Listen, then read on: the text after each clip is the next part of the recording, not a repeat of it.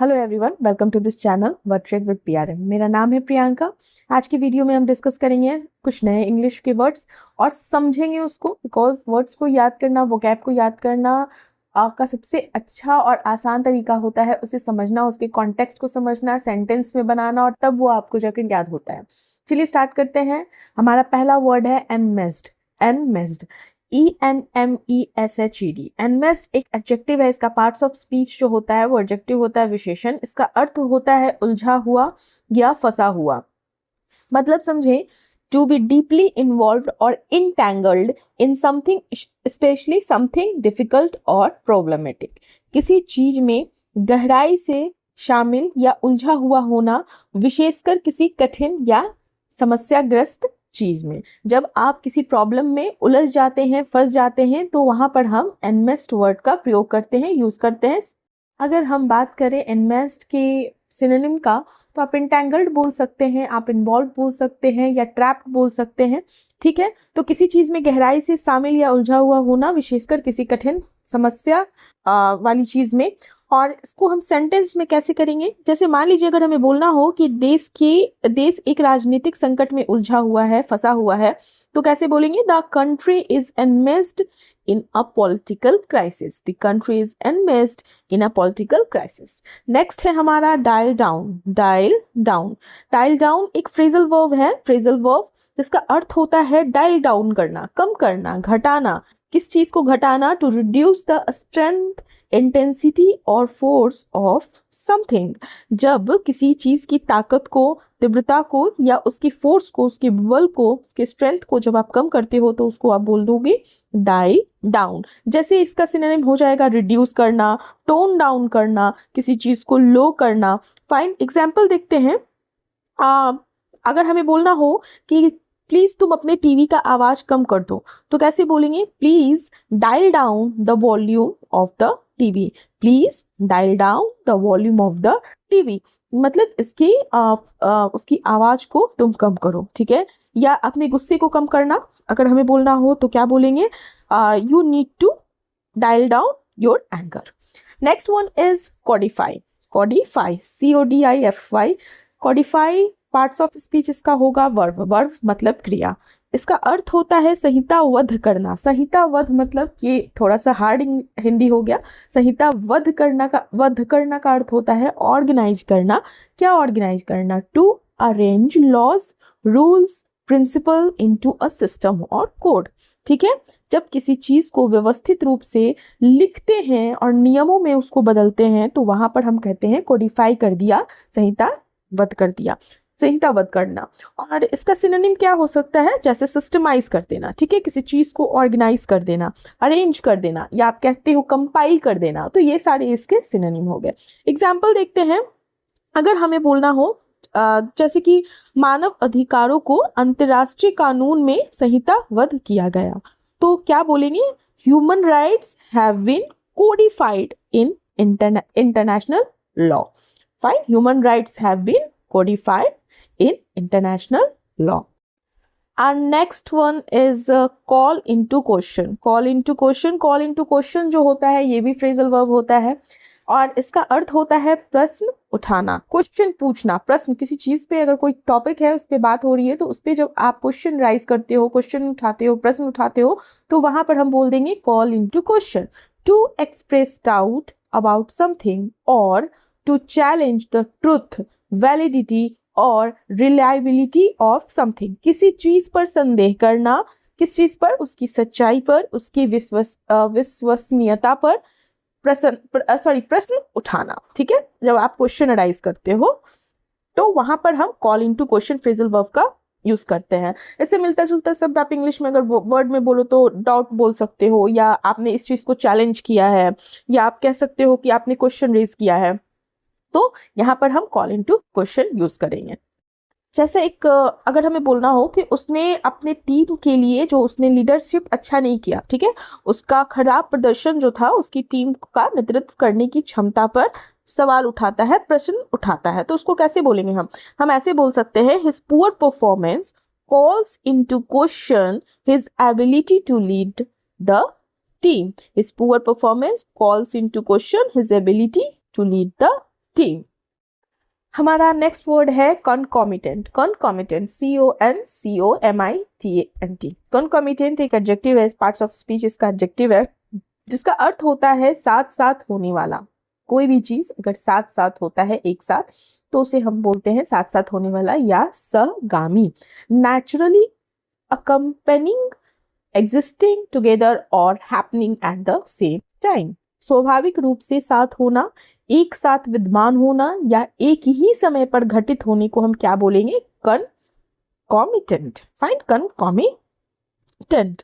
और इसका हम अगर हम as a in a sentence use करना चाहें तो आप क्या बोल सकते हो? जैसे कि चिंता जो होती है हमेशा तनाव की सहगामी होती है, मतलब दोनों साथ साथ होते हैं, तो क्या बोलेंगे? Anxiety is often a concomitant of stress। anxiety is often a concomitant of stress। next is beleaguer। beleaguer, BELEAGUER। beleaguer is a verb। इसका parts of speech मतलब इसका verb होता है, क्रिया होता है, जिसका अर्थ होता है घेर लेना या घेराबंदी कर लेना, घेर लेना। तो यहाँ पर हम कैसे यूज करेंगे? तो इसका पहले कॉन्टेक्स्ट समझते हैं। To surround a place with armed forces. जब हम किसी स्थान को सशस्त्र बलों से घेराबंदी करते हैं, घेर लेते हैं, तो वहां पर हम विलगर वर्ड का यूज करेंगे। फाइन, एग्जाम्पल देखते हैं। वो लगातार सवालों से परेशान हो गई। अगर मान लीजिए हमें यूज करना हो यहाँ पर घेर लेना, ठीक है, यहाँ पर हम क्या कॉन्टेक्स्ट लेकर चल रहे हैं? घेर लेना। वो लगातार सवालों से परेशान हो गई, वो लगातार सवालों से घिर गई, तो she felt beleaguered by constant questions. या जैसे आप सेना को लेकर अगर हम सेंटेंस बनाए तो सेना ने महीनों तक शहर को घेरे रखा, तो the army beleaguered the city for months. Fine, I hope आप लोग समझ पा रहे हो। हमारा नेक्स्ट वर्ड है फेलेनी। फेलेनी, FELONY। फेलेनी जो है ये नाउन है, इसका पार्ट्स ऑफ स्पीच नाउन है, जिसका अर्थ होता है गंभीर अपराध। गंभीर अपराध किसको हम बोलते हैं? क्राइम को, ठीक है।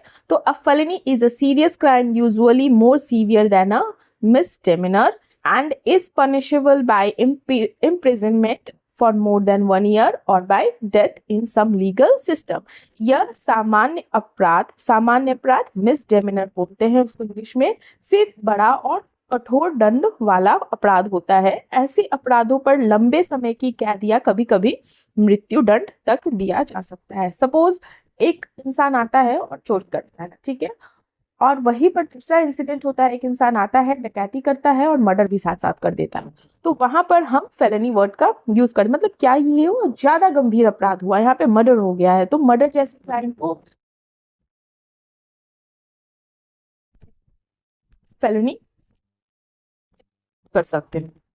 तो हम इसे कैसे यूज करेंगे? जैसे अगर हमें सिंपली बोलना हो कि murder and robbery are considered felonies, जो हत्या और डकैती होती है वो गंभीर अपराधों में माना जाता है, ये गंभीर अपराध होते हैं। हमारा नेक्स्ट है प्रे। Fray, FRAY। प्रे का पार्ट्स ऑफ स्पीच जो होता है वो नाउन होता है, जिसका अर्थ होता है लड़ाई, झगड़ा, संघर्ष, फाइट बोल सकते हैं, कॉन्फ्लिक्ट बोल सकते हैं। और अ नॉइजी कॉल मतलब लड़ाई झगड़ा होता है, और डिस्प्यूट और फाइट और कॉन्फ्लिक्ट एक लड़ाई, संघर्ष या असहमति मतलब डिसएग्रीमेंट जिसमें कई लोग शामिल होते हैं। इसमें मतलब दो लोगों से ज्यादा इन्वॉल्वमेंट होती है, तो एक लड़ाई, संघर्ष या असहमति जिसमें कई लोग शामिल होते हैं, नॉइजी कॉल, डिस्प्यूट और फाइट। तो ऐसे झगड़े और ऐसे संघर्ष, लड़ाई को क्या बोलोगे आप? फ्रे। जैसे वह राजनीतिक संघर्ष में शामिल होने के लिए उत्सुक था। यहाँ पर हम संघर्ष का कॉन्टेक्स्ट ले रहे हैं, तो वह राजनीतिक संघर्ष में शामिल होने के लिए उत्सुक था। He was eager to join the political fray। He was eager to join the political fray। इस तरह से हम इस वर्ड का यूज करेंगे। सो हमारा अगला वर्ड है, नेक्स्ट वर्ड है डिग्निटरी। Dignitary, DIGNITARY। डिग्निटरी एक नाउन वर्ड है जिसका अर्थ होता है, मतलब ये पार्ट्स ऑफ स्पीच इसका नाउन है, जिसका अर्थ होता है महानुभाव। जैसे कहते हैं ना, लीजिए महानुभाव आ गए, मतलब विशिष्ट अतिथि, इंपॉर्टेंट पर्सन जिसे कंसीडर करेंगे। तो अ dignitary dignitary is an important or high ranking person who holds an official position often in government, religion और society। कहीं पे भी कोई महत्वपूर्ण व्यक्ति जो उच्च पद पर हो, जैसे सरकारी अधिकारी हो या कोई धार्मिक नेता हो या कोई समाज में प्रतिष्ठित व्यक्ति हो जो बहुत हाई लेवल हाई रैंक का हो, तो वहां पर हम ये बोलेंगे महानुभाव हैं, डिग्नेटरी हैं। फाइन, एज अ नाउन ये वर्ड का यूज होगा। जैसे अगर हमें बोलना हो कि इस इवेंट में कई विदेशी महानुभाव व्यक्ति उपस्थित थे, बहुत इंपॉर्टेंट वीआईपी लोग प्रेजेंट थे, तो बोलेंगे हम several foreign dignitaries attended the ceremony. Next one is five term. FIEFDOM। Five term जो वर्ड है ये भी नाउन है जिसका अर्थ होता है जागीर या निजी प्रभुत्व। प्रभुत्व मतलब पर्सनल डोमेन ऑफ पावर। जागीर, जैसे कहते हैं ना कि ये क्या हमारी जागीर है, इस तरह का जब वर्ड है तो वहां पर हम फाइव टर्म वर्ड का यूज करेंगे। अ टेरिटरी, अ लैंड और domain granted to a feudal lord in return for loyalty and service. ये जनरली इन यूज होता था इन मिडाइवल टर्म्स। ठीक है, एक क्षेत्र, भूमि या डोमेन जो वफादारी और सेवा के बदले में एक सामंती प्रभु को दिया गया था। तो ये जनरली इस तरह का जो होता था एक्शन, इस तरह का कार्य जो होता था वो होता था मिडाइवल पीरियड में।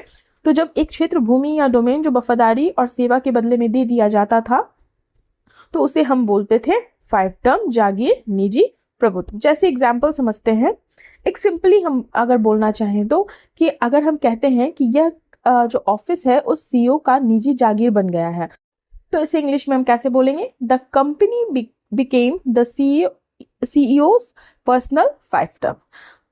ठीक है, the company became the CEO's personal five term. यह कार्यालय जो है, यह ऑफिस जो है उस सीईओ का निजी जागीर बन गया है। So thank you, have a nice day. Like कीजिए, सब्सक्राइब कीजिए, शेयर